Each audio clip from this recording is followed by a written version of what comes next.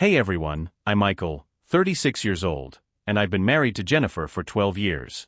We've got a daughter, Lily, who's 8. To the outside world, our life seemed pretty perfect. Jennifer worked as a marketing exec at some mid-sized company, and I was a programmer at a tech firm. We had a nice house, nice car, and we always made time for family dinners, vacations, all the things people expect from a happy marriage. Or so I thought. I'm not the type to jump to conclusions, but over the last couple of months, something started to feel off. Jennifer became distant. She was always on her phone, texting or emailing late at night, but whenever I asked her about it, she'd just brush it off or change the subject. I've never been one to snoop through her stuff, but I started getting that nagging feeling. You know the one, where your gut tells you something's wrong, even if you can't put your finger on it? One night, I was working late from home. I don't usually do that, but there was this project that was coming up on a tight deadline. So, I was coding away in the office, and Jennifer was in bed. She'd gone to bed early for the second night in a row, and I thought it was a bit odd, but I didn't say anything. Then, around 11 p.m., I hear her phone ring from the kitchen. The thing is, we never leave our phones just lying around. We're usually pretty good about that, especially since we have a kid. So I thought, okay, what's going on here? I didn't even think twice, just walked over, and grabbed it. The name that popped up was Alan. My heart skipped. Alan was her boss. I've met him a couple of times. He was a nice enough guy, always friendly, but I don't know, something about him always felt a little off to me. Maybe it was the way he would look at Jennifer sometimes, like a little too much for a boss. I thought about just letting it go. Maybe it was some work-related thing. But that gut feeling was still there. So, I picked up the phone. I didn't answer, but I saw the text. It was something like, "Can't wait to see you tonight, baby." That hit me like a ton of bricks. I froze, just staring at the screen. I should have confronted her then and there, but I didn't. I was still in shock. Instead, I set the phone back down and went back to my desk. I had to process this. Was I just being paranoid, or was something bigger going on? That night, I barely slept. But the next day, I started noticing more little things. Her being overly protective of her phone, her sudden need for alone time, her getting defensive when I asked about Alan. The whole situation felt like I was walking on eggshells, and I hated it. Now, I'm not the type to accuse anyone without proof, so I decided I needed to figure out what was really going on. I wasn't going to let my family fall apart without understanding the truth. The thought of losing Jennifer, losing the life we built together, bothered me, but I couldn't just ignore this feeling. So yeah, that's where I was at that point, feeling like I was standing at the edge of a cliff, not sure if I should jump or walk away. So after I found that text, I started keeping my eyes open more. I didn't want to believe the worst, but I couldn't just pretend like everything was fine either. Jennifer started acting even stranger, more distant, more irritated when I asked simple questions. Like, I'd ask how her day was, and she'd give me one-word answers, or she'd brush me off with, "Busy, Michael, can we talk later?" I don't know if she was getting sloppy or if she thought I wouldn't notice, but I kept catching little things. Like, she started working later than usual at her job, saying she had extra projects to finish. When I'd ask about them, she'd get defensive. Then there were the random times she'd leave the house for a girls' night with her friends, but she'd be gone for hours, way longer than she should have been. And when I'd ask her about it, she'd go all dramatic like I was some kind of controlling jerk. "You don't trust me, Michael," she'd say, throwing that guilt trip my way. But here's the thing, her behavior started to add up. The late nights, the secretive phone calls, the way she'd act like nothing was wrong when we both knew something was. I knew she was lying, but I needed more than just my gut feeling. I needed evidence. I did something I never thought I'd do. I started looking at her phone. I wasn't proud of it, but I couldn't just sit there like an idiot while my whole life was falling apart. I had to know. The first time I checked it, she'd left it unlocked. She was in the shower, and I just grabbed it. I didn't even have a plan. I just started scrolling through her messages. It didn't take long for me to find more. Texts, pictures, messages from Alan. And this time, there was no mistaking it. There were things like, "I miss you, I can't wait to see you again," and then the really damning one, "Last night was perfect, but we need to be careful. Michael is getting suspicious." That was the moment. I knew. I wasn't imagining it. She was having an affair with her boss, and had been for a while. But it didn't stop there. As I kept looking, I found even more messages from other men. Several others, actually. Some of them were even from her coworkers. She'd been seeing multiple people behind my back for who knows how long. I felt this sickening weight in my stomach. Betrayal is an understatement. I couldn't wrap my head around how much she'd lied to me. How much she'd played me for a fool. But here's the thing, at that moment, I didn't confront her. Not yet. I wasn't ready. I couldn't just let the emotions drive my decisions. I knew I had to be calm, calculated. If I went to her now, she'd twist everything, gaslight me, and make it look like I was the crazy one. I needed to be smart about this. So, I made a plan. The first thing I did was start moving some of our savings. I wasn't going to just let her take everything when the time came. I opened a separate account in my name only, and started putting money in it little by little. If things got ugly, I needed a safety net. I also started looking into divorce lawyers. I didn't even tell my closest friends about this. What would I say? That I found out my wife of 12 years has been sleeping around? It felt too embarrassing, too humiliating to tell anyone. Plus, I didn't want to risk Jennifer finding out I was on to her. She was already covering her tracks well, but I had to be one step ahead. But the worst part? The absolute worst part wasn't the affair. It wasn't the lying or the betrayal. It was knowing that Jennifer was still playing the loving wife act at home. She'd still kiss me goodnight, tell me she loved me before bed. She'd act like everything was normal, and that stung like nothing else. It was like she was mocking me, pretending I was too stupid to see through it all. But I wasn't stupid. And I wasn't going to let her get away with it. At this point, I had all the evidence I needed.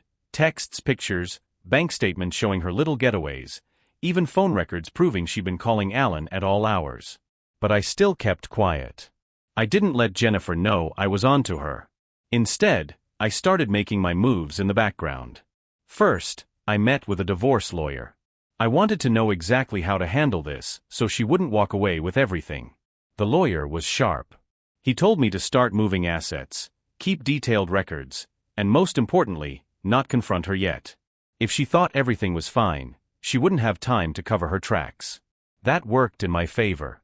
Then I started securing my finances. We had a joint savings account, but I had my own personal one too. I funneled money from the joint account into mine slowly, nothing too obvious. If she was checking, she wouldn't notice unless she was actively looking for it. I also started gathering all our important documents, mortgage papers, tax filings, even her employment contract. If things got nasty, I needed all the ammo I could get. The hardest part? Pretending nothing had changed. Jennifer was still playing the role of devoted wife, kissing me goodbye before work, making dinner, tucking Lily into bed. But I could see right through it now. Every "I love you" felt like an insult. Every time she touched me, I had to fight the urge to pull away. And then, out of nowhere, she made her move first. One night, after Lily was asleep, she sat me down. She had this fake somber expression on her face, the kind people wear when they're about to deliver bad news but are secretly enjoying it. "Michael," she started, acting all hesitant, "I think we should talk about us." I just nodded, playing dumb. She sighed, like this was so difficult for her. "I've been feeling really unhappy for a while. I love you, but I think we've grown apart. I don't know if this marriage is working anymore." I wanted to laugh in her face. She thought she was in control. She thought she was about to manipulate me into some clean, easy divorce so she could run off with Alan, or whoever else she had lined up. So, I kept my voice even. "You're right, Jen. We should talk about that." She looked surprised, like she expected me to beg or cry. Not this time. And just like that, the game was on. Jennifer thought she had me. She really believed she was in control of the conversation, like she was about to break the news gently and guide me into a civil divorce where she got to walk away without consequences. So I played along. "I get it," I told her, keeping my face neutral. "I guess we've both been feeling that way." That threw her off. I saw it in her eyes. She wasn't expecting agreement. She was expecting resistance, maybe even desperation. She was gearing up to paint herself as the victim, the woman who'd tried to make it work but just couldn't. Instead, I was making it easy. "Wow. I wasn't sure how you'd react," she said, trying to act sad. I didn't want to hurt you. Hurt me? Yeah, right. I nodded like a fool who was accepting his fate. So what are you thinking? I asked, as if I didn't already know. She sighed again, putting on her concerned wife voice. I think we should separate for a while.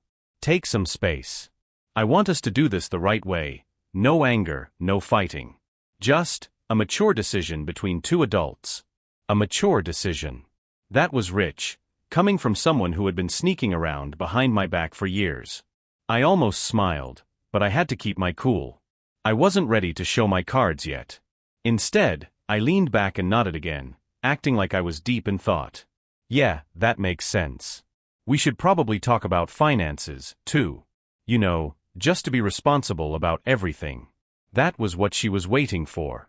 Jennifer had no idea that I'd already drained most of our joint savings into my personal account. She had no idea I had been keeping track of every transaction, every text, every lie. She thought she was about to walk away comfortably. So when she agreed to talk finances, I knew I had her exactly where I wanted. That night, after she went to bed, I stayed up and finalized everything. Screenshots, emails, text logs, bank statements. The next morning, I sent everything to my lawyer. Jennifer wanted a clean break. I was about to give her the messiest one possible. I played my part well. Over the next few days, I let Jennifer believe she was in control. She started coming home later, dressing nicer, smiling at her phone more. She thought she was free already, like she was just tying up loose ends before she ran off into the sunset with Alan. Meanwhile, I stayed calm.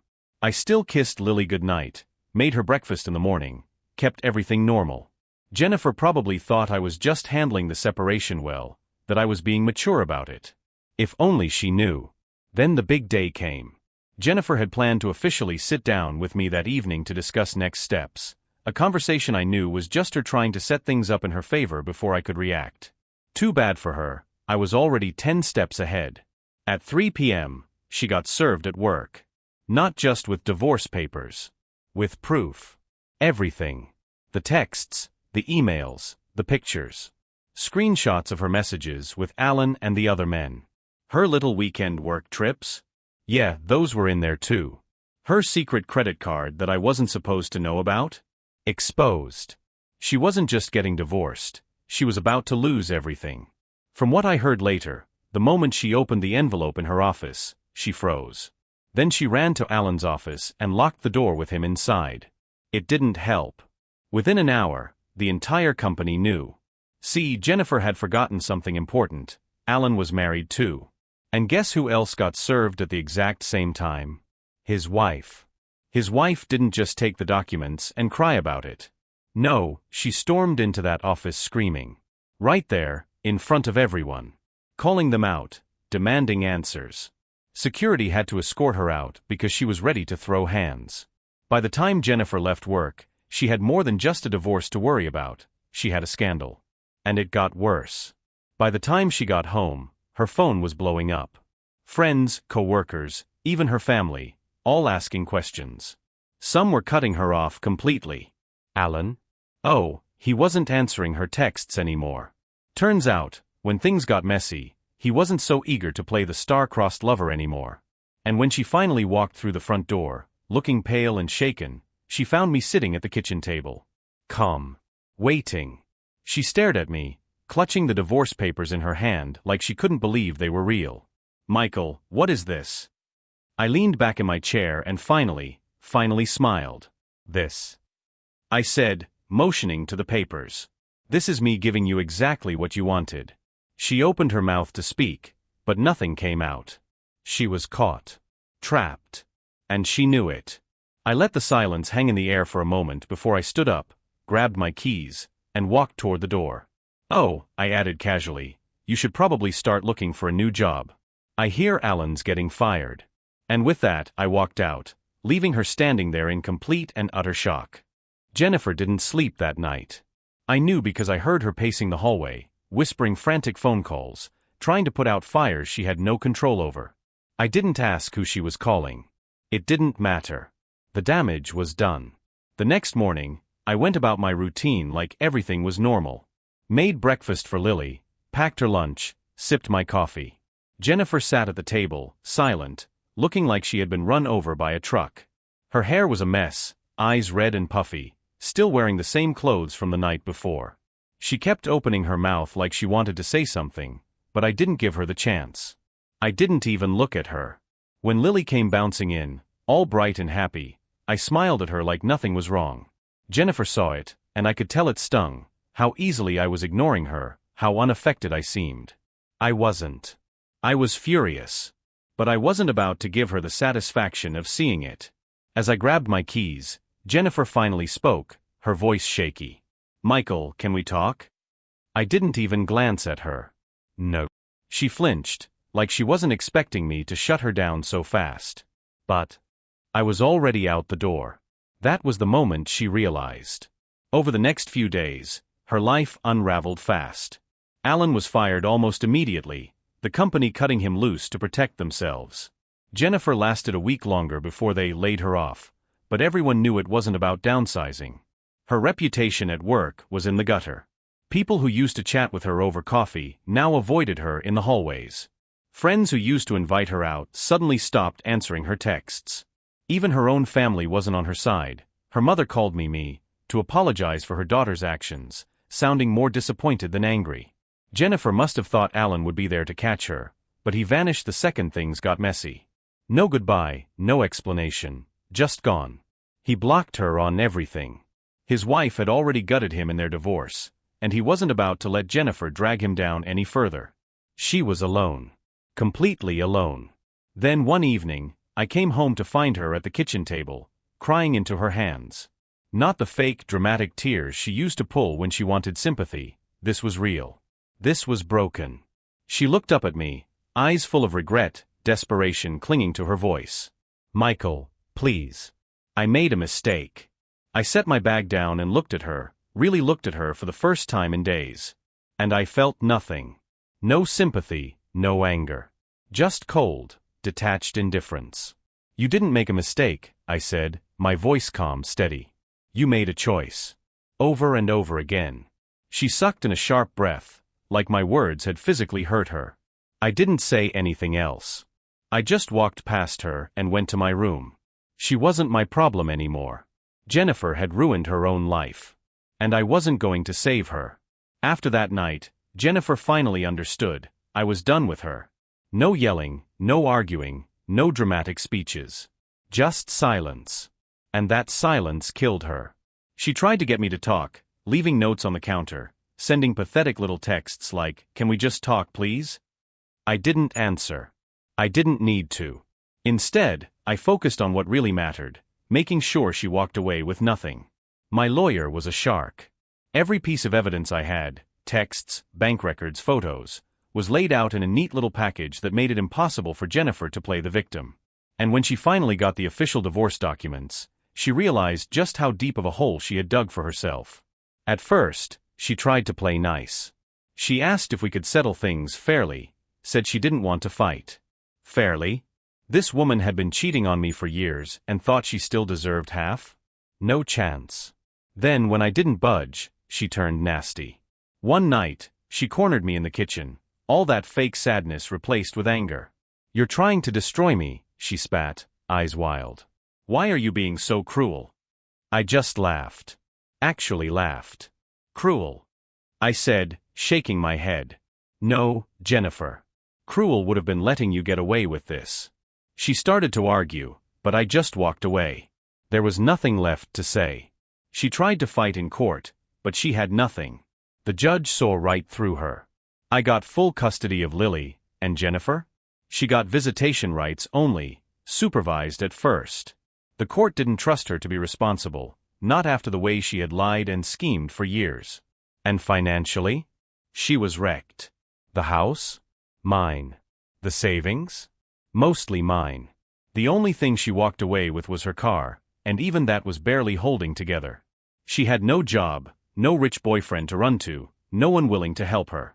By the time the divorce was finalized, Jennifer was a shell of the woman who once looked me in the eye and said, "I just don't think this marriage is working." She wanted freedom? She got it. Just not the way she expected. After the divorce was finalized, Jennifer's life fell apart completely. She moved out of the house, my house, with nothing but a couple of suitcases. She tried staying with friends, but most of them had already distanced themselves. The ones who still talked to her weren't exactly rolling in cash, and none of them wanted to take in a jobless, scandal-ridden woman who had just burned her entire life to the ground. At first, she kept up the act, pretending she was figuring things out and that this was just a temporary setback. But weeks passed, and nothing got better for her. She tried getting a job in marketing again, but word travels fast. No one wanted to hire the woman who got fired for sleeping with her boss.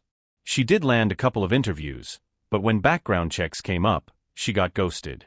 She ended up working at a retail store. Jennifer, the woman who used to look down on people with basic jobs, was now folding clothes for minimum wage. The first time I found out, I won't lie, I smiled. It was poetic justice. Meanwhile, my life? It was only getting better. With Jennifer gone, the house felt lighter. I focused on my work, my health, and most importantly, Lily. She was adjusting fast. Kids are resilient like that. It was almost like she could tell the house was free of something toxic. Jennifer, of course, didn't take well to seeing me thrive. She started reaching out more, first through texts, then emails. At first, it was just about Lily, asking how she was doing, if she needed anything. Then it turned into excuses to talk to me. I miss our talks. I know I hurt you, but I never stopped caring. Maybe one day, we can be friends again. I never answered. I didn't block her. I wanted her to see that her words meant nothing to me. Then one night, she showed up. It was late, maybe 10 p.m., and I heard a knock at the door. When I opened it, there she was, thin, tired, desperate. She wasn't wearing makeup, her clothes looked worn, and for the first time in her life, she looked defeated. "Michael," she whispered, voice shaking. "Can we talk?" I leaned against the doorframe, arms crossed.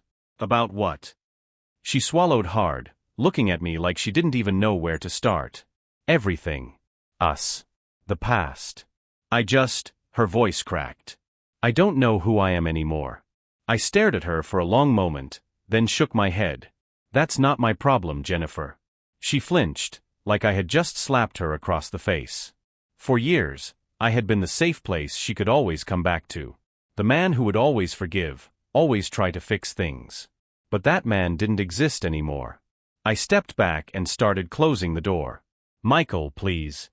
I shut it in her face. She stood there for a few seconds, probably hoping I'd change my mind. But I didn't. After a while, I heard her footsteps as she walked away. And just like that, Jennifer was finally forced to face her own consequences. After that night, Jennifer stopped trying to reach out. Maybe she finally understood there was nothing left between us. Or maybe she was just too busy trying to keep herself afloat. Either way, I didn't care.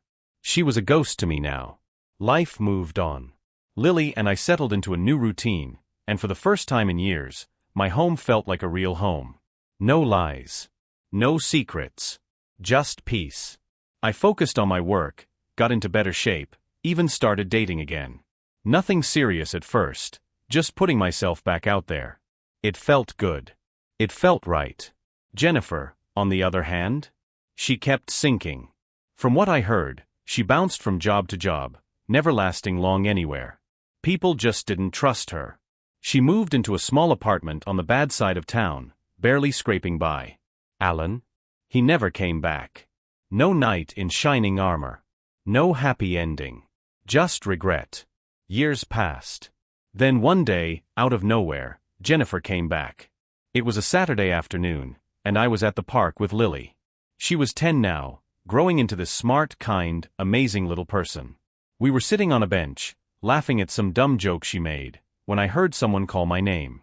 I turned, and there she was. Jennifer. She looked old.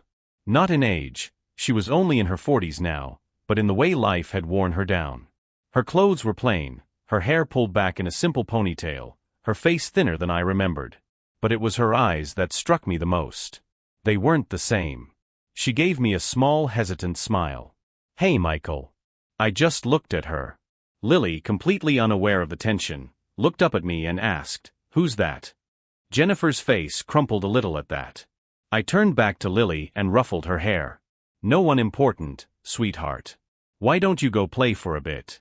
Lily shrugged and ran off, leaving me alone with Jennifer. She swallowed, looking down at her hands. I wasn't sure if I should come over. She let out a breath. I wanted to see you. I didn't respond. I just waited. She looked up at me then, eyes shining with unshed tears. I'm sorry, Michael. For everything. For what I did to you, to our family. You didn't deserve any of it. I didn't say anything. What was there to say? She wiped at her eyes, laughing bitterly. I lost everything. And I know it's my fault. I know I don't deserve anything from you. But I just wanted you to know that I see it now. That I hate myself for what I did. I studied her for a long moment. Then finally, I spoke. Good. She blinked, looking up at me in shock. I didn't elaborate. I didn't offer her comfort. She had done this to herself. And now, she had to live with it. She nodded slowly, accepting it. I hope one day, you'll find it in your heart to forgive me. I didn't respond. I just stood up, ready to leave. Jennifer watched me, maybe hoping for something more. A kind word. A moment of closure. But she wasn't going to get it. Goodbye, Jennifer, I said, finality in my tone. Then I walked away. She didn't follow. She just stood there, watching as Lily and I left, the two of us laughing together like she wasn't even there. And that was the last time I ever saw Jennifer alive. Years passed after that last encounter at the park. Jennifer never reached out again. No texts, no emails, no late-night knocks at my door. It was like she had finally understood. I was done. Life kept moving forward, and I embraced it. Lily grew into a brilliant young woman, sharp and independent, with none of her mother's weakness for deception. I built a life I was proud of, surrounded myself with people who actually cared about me. The past? It was just that, the past. Then one day, I got a phone call. I didn't recognize the number, but I answered anyway. Michael. The voice on the other end was unfamiliar at first, but then I placed it, Jennifer's mother. There was a long pause before she spoke again, her voice strained. It's Jennifer. She passed away. I didn't say anything. I just sat there, letting the words sink in. Gone. Just like that. Her mother kept talking, explaining something about an illness, about how Jennifer had been struggling for the past year, but I barely heard any of it. I wasn't shocked. I wasn't devastated. I wasn't angry. I just felt nothing. After everything, this was how it ended. Her mother hesitated, then finally asked, Would you come to the funeral? I thought about it. About standing there, listening to people mourn a woman I didn't recognize anymore. About pretending she had meant something to me in the end. No, I said simply. She didn't argue. Maybe she had expected that answer. Maybe she even understood. I hung up, sat there for a while, then went outside. The sun was setting, casting an orange glow over everything. Lily was inside, probably studying, maybe texting her friends. She didn't even know her mother was gone yet. And I realized something. For years, I had carried the weight of Jennifer's betrayal. The anger, the hurt, the need for revenge. But now, she was gone. Completely. And in that moment, it hit me, I was free. I took a deep breath, letting it all go. The past, the pain, the woman who had destroyed herself. She was just a memory now. And I had a life to live. Jennifer's death didn't change much for me. She had already been gone for years, just a shadow of the past that I had long since left behind. Still, when the call came, when her mother told me she was gone, I sat there for a while, just thinking. Not about what we had, that was dead long before she was. Not about what could have been, I had stopped wondering about that a long time ago. It was more like closing a book I hadn't read in years, flipping that final page, knowing there was nothing left to go back to. I didn't go to the funeral. Didn't call anyone about it. Jennifer's mother didn't push. Maybe she understood that there was nothing left between me and her daughter, no reason for me to stand there and pretend to grieve. If Jennifer had wanted a different ending, she would have made different choices. And now? She was just gone. Lily took the news quietly. She didn't cry. She didn't ask questions. She just nodded when I told her, then went to her room. A part of me wondered if she was holding it in, But later. That night, she came and sat beside me on the couch, curling up against my side like she used to when she was younger. "I don't really feel anything," she admitted, voice small. "Is that bad?" I wrapped an arm around her, pulling her close. "No," I said. "You feel how you feel. And that's okay." She was silent for a long time. Then finally she whispered, "I don't think I ever really knew her. And I didn't lie to her. I didn't try to paint Jennifer as something she wasn't." "Maybe you didn't," I told her. "But that's not your fault." Lily nodded, leaning into me. "I think I'm okay," she said. And she was. After that, Jennifer barely crossed my mind. There was nothing left to process. No more pain, no more anger, no more weight on my shoulders. Just life. Mine to live, mine to rebuild, mine to enjoy. I focused on work, on my health, on Lily's future. And for the first time in a long time, I let myself move forward. Then one day, I met Rachel. And suddenly, the future didn't seem so empty anymore. Rachel came into my life quietly, without drama, without baggage. She wasn't some whirlwind romance or a reckless rebound. She was steady, kind, real. The first time we met, it wasn't even anything special. Just two people in the same coffee shop, reaching for the same sugar packet. She laughed, told me to go ahead, and I let her take it, not thinking much of it at the time. But then we kept running into each other, at the grocery store, at the park, even at a bookstore once. Eventually we got to talking, and before I knew it, I was smiling more than I had in years. At first, I was cautious. Not because Rachel gave me any reason to be, but because I knew what betrayal felt like. I knew what it was to be lied to be used, to have someone look you in the eye and tell you they loved you while they were planning their escape. Rachel wasn't Jennifer. I knew that. But trust wasn't something I could just hand over freely anymore. She understood that. She never pushed. Never made me feel rushed or guilty for taking my time. She just stayed. Patient. Steady. Safe. And Lily liked her. That mattered more than anything. I introduced them after a few months, and I expected Lily to be reserved, maybe even wary. But Rachel didn't try to force anything. She just treated Lily like a person, talked to her like she actually mattered. And for the first time in a long time, I saw my daughter connect with someone who wasn't family or a friend from school. One night, after Rachel had left, Lily sat beside me at the kitchen table, stirring her hot chocolate absent-mindedly. Then, out of nowhere, she said, "I like her." I looked up. "Yeah." Lily nodded. "She doesn't pretend." That hit me harder than I expected. Because she was right. Jennifer had always pretended. Pretended to be a good wife, a loving mother, an honest person. But Rachel? She just was. I reached over, ruffled Lily's hair. "I like her too." And for the first time in a long time, I let myself believe in something good. For the first time in years, I was happy. Not just surviving, not just moving forward out of spite, but genuinely happy. My life felt normal again, something I hadn't even realized I missed. There were no secrets hanging over my head, no late-night suspicions, no weight of betrayal pressing down on my chest. Just peace. Rachel and I grew closer. It wasn't rushed, wasn't dramatic. Just natural. We spent weekends together, had quiet nights in, went on trips, built something that actually felt real. Lily liked her, which made it easier. She was never forced into a new family situation, never pressured to accept something she wasn't ready for. Rachel gave her space, but over time, Lily started letting her in. I'd catch them talking about books, music, life, and before I knew it, they had their own little inside jokes. It felt right. But the past? It wasn't quite done with me yet. One evening, months into my relationship with Rachel, I got a message from an unknown number. Just a single sentence. "We need to talk." I stared at the screen for a long moment, my chest tightening. There was only one person it could be. Jennifer's mother. I almost ignored it. Almost deleted the message without another thought. But something made me pause. Maybe it was curiosity. Maybe it was the need for one final conversation.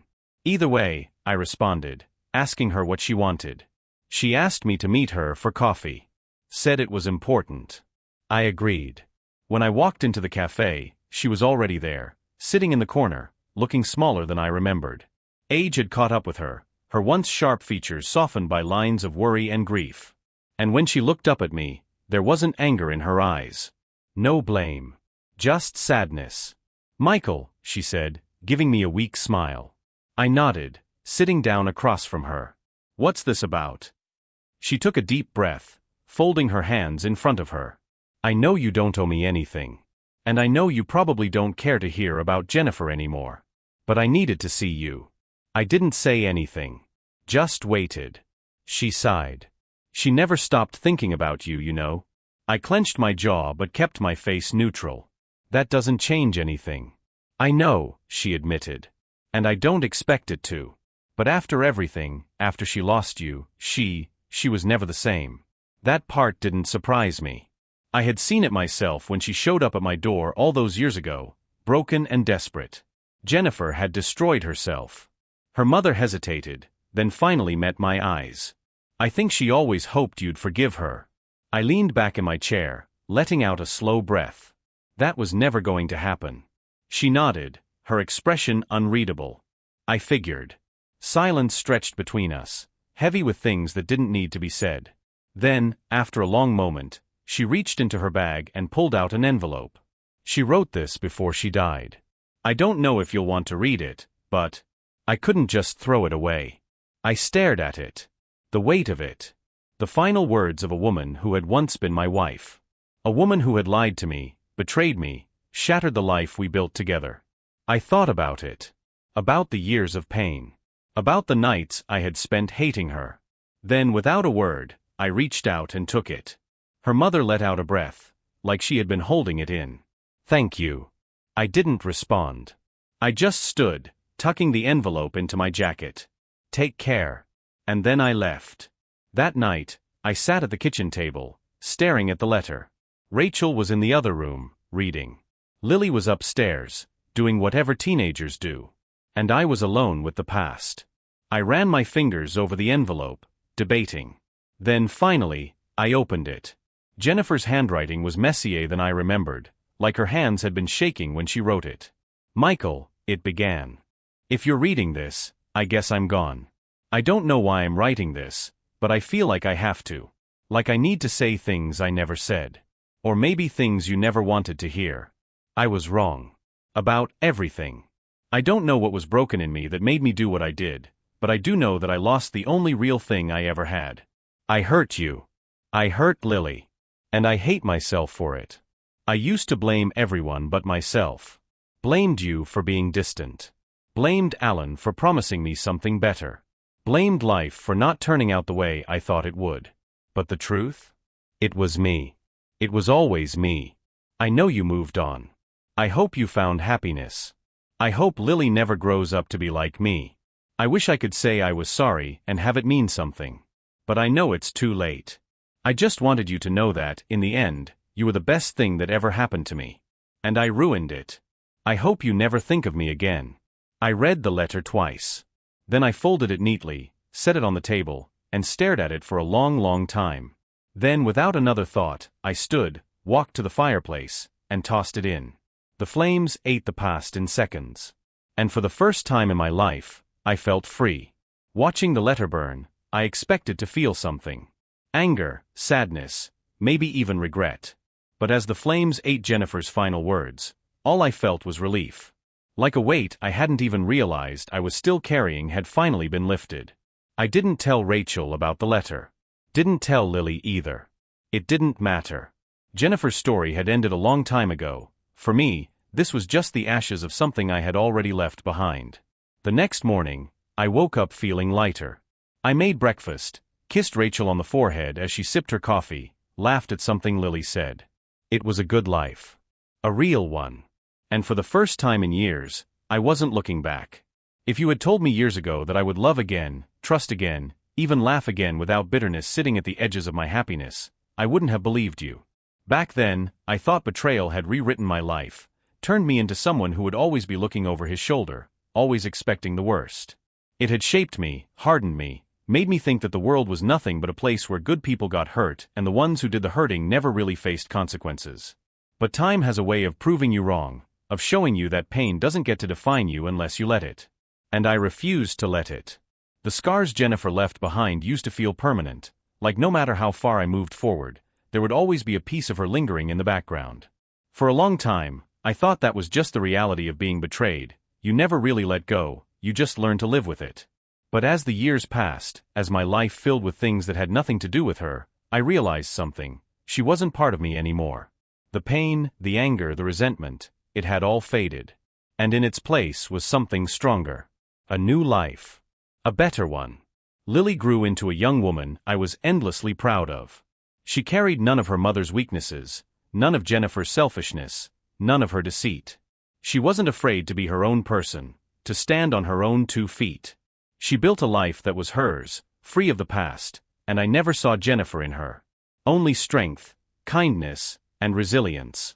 She had learned from the past without letting it weigh her down, something I once thought was impossible for myself. Maybe, in some way, raising her right had been my biggest victory. Jennifer had left a trail of destruction behind her, but she hadn't managed to ruin the one thing that mattered most. And Rachel was proof that love didn't have to be a gamble, that trust didn't have to be something you gave blindly, hoping the other person wouldn't shatter it. With her, there was no doubt, no paranoia creeping in late at night. She never made me question if I was enough, never made me feel like love was work. It was steady, real, something that wasn't built on the ruins of my past, but rather on something entirely new. She never tried to fix me, never tried to be a replacement for what I had lost. She was simply there, patient and unwavering, giving me space to trust her at my own pace. And I did. When I married Rachel, it wasn't about proving anything to myself, wasn't about wiping away the past with something new. It was just right. The wedding was simple, quiet, just the people who actually mattered. Lily stood beside me, no longer a little girl but a young woman who had seen firsthand what strength looked like, who had learned from my mistakes without having to make them herself.